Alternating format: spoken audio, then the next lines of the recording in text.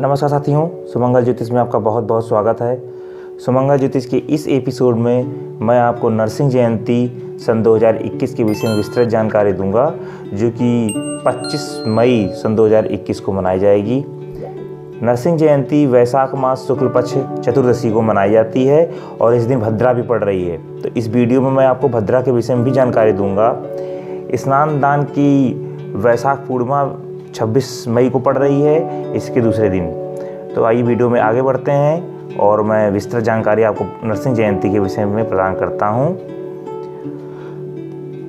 साथियों, नरसिंह जयंती पर व्रत करने से समस्त दुखों का निवारण होता है, ऐसा शास्त्रों में बताया गया तथा भगवान नरसिंह की कृपा प्राप्त होती है। पौराणिक धार्मिक मान्यताओं एवं धार्मिक ग्रंथों के अनुसार इस तिथि को भगवान विष्णु ने नरसिंह अवतार लेकर दैत्यों के राजा हिरण्यकश्यप का वध किया था। नरसिंह मास के शुक्ल पक्ष की जो वैशाख मास के शुक्ल पक्ष की चतुर्दशी को नरसिंह जयंती मनाई जाती है, उसका हिंदू धर्म में बहुत ही महत्व है। भगवान नरसिंह को शक्ति तथा पराक्रम के प्रमुख देवता के रूप में जाना जाता है और पौराणिक धार्मिक मान्यताओं एवं धार्मिक ग्रंथों के अनुसार इसी तिथि को भगवान विष्णु ने नरसिंह अवतार लिया था, जो कि वैशाख मास की शुक्ल पक्ष की चतुर्दशी थी। हिरण्यकश्यप का वध करने के लिए भगवान को नरसिंह अवतार लेना पड़ा था। हिरण्यकश्यप को वरदान था कि ना तो वो सुबह मरेगा, ना वो शाम को मरेगा, ना किसी शस्त्र से मरेगा, ना किसी अस्त्र से मरेगा, ना घर के अंदर मरेगा, ना बाहर मरेगा आदि विस्तृत वरदान उसको प्राप्त था। भगवान विष्णु ने अधर्म का नाश करने के लिए कई अवतार लिए हैं, उसी में से एक नरसिंह अवतार भी है। अब आइए मैं आपको पूजन मुहूर्त के विषय में जानकारी देता हूँ। उससे पहले मैं आपको भद्रा के विषय में जानकारी देना चाहता हूँ।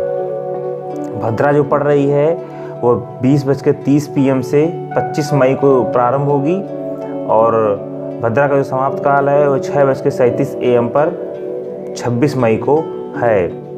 और 26 मई को स्नान दान की वैशाख पूर्णिमा भी है, जिस दिन वस्त्र, तिल, स्वर्ण आदि दान दिया जाता है और लोगों को सुख वैभव प्राप्त होता है। प्राचीन काल में कश्यप नामक ऋषि ने थे और उनकी पत्नी का नाम दिति था। उनके 2 पुत्र हुए, जिनमें से एक का नाम हिरण्यक्ष तथा दूसरे का नाम हिरण्यकश्यप था। हिरण्यक्ष को भगवान विष्णु ने पृथ्वी की रक्षा हेतु वराह रूप धरकर मार दिया था। अपने भाई की मृत्यु से दुखी होकर और क्रोधित होकर हिरण्यकश्यप ने भाई की मृत्यु का प्रतिशोध लेने के लिए अजय होने का संकल्प किया। सहस्त्रों वर्षों तक उसने कठोर तप किया। उसकी तपस्या से प्रसन्न होकर भगवान ब्रह्मा ने उसे अजय होने का वरदान दिया। वरदान प्राप्त करके उसने स्वर्ग पर अधिकार कर लिया और लोकपालों को मारकर भगा दिया और स्वतः संपूर्ण लोक का अधिपति बन गया। देवता निरुपाय हो गए थे। वह असुर हिरण्यकश्यप को किसी प्रकार से पराजित नहीं कर सकते थे। इसी परिवार में भक्त प्रहलाद का जन्म हुआ था। अहंकार से हिरण्यकश्यप प्रजा पर अत्याचार करता रहता था और इसी दौरान हिरण्यकश्यप की पत्नी कयाधु ने एक पुत्र को जन्म दिया, जिसका नाम प्रहलाद रखा गया था। एक राक्षस कुल में जन्म लेने के बाद भी प्रहलाद में राक्षसों जैसे कोई भी गुण नहीं थे, उसके अंदर जैसे कोई दुर्गुण नहीं थे तथा वह भगवान नारायण का भक्त था। वह अपने पिता हिरण्यकश्यप के अत्याचारों का विरोध करता रहता था और हरि भजन में सदैव अपना मन लगाया रहता था। भगवान की भक्त से प्रहलाद का मन हटाने और उसमें अपने जैसे दुर्गुण व्याप्त करने के लिए हिरण्यकश्यप ने बहुत ढेर सारे प्रयास किए। वह विष्णु उपासना का कट्टर विरोधी था। नीत अनीत सभी प्रकार का प्रयोग की प्रहलाद के ऊपर हिरण्यकश्यप ने किया। अपने मार्ग से विचलित करने का प्रहलाद को प्रयास किया। तब प्रहलाद को मारने के लिए षड्यंत्र रचे, किंतु वह उसमें असफल रहा। भगवान विष्णु की कृपा से प्रहलाद हर संकट से उबरते आए और हिरण्यकश्यप के सारे प्रयास असफल होते गए। अपने सभी प्रयासों में असफल होने पर क्षुब्ध होकर हिरण्यकश्यप ने प्रहलाद को अपनी बहन होलिका की गोद में बैठाकर जिंदा ही जलाने का प्रयास किया था।